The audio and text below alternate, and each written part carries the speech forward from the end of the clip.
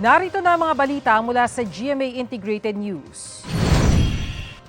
Dalawang low-pressure area ang namataan ng pag-asa sa loob at labas ng Philippine Area of Responsibility. Ang isa, huling namataan 895 kilometers east-northeast ng extreme northern Luzon at inaasahang magpapaulan ang trough nito sa Batanes at Babuyan Islands. Ang isa pa, walang direktang epekto sa bansa. Ayon sa pag-asa, parehong mababa ang tsansa ng dalawang LPA na maging bagyo sa loob ng 24 oras.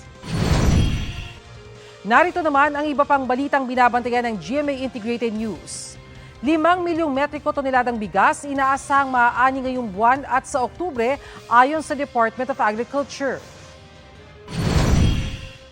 15,000 pesos na ayuda sa 337 rice retailers sa NCR at Zamboanga del Sur na apektado ng price ceiling ipamamahagi ng DSWD bukas.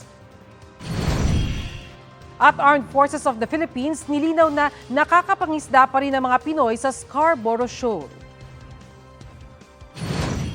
Para sa mas malaking misyon at mas malawak na paglilingkod sa bayan, ako po si Bernadette Reyes ng GMA Integrated News, ang News Authority ng Pilipino.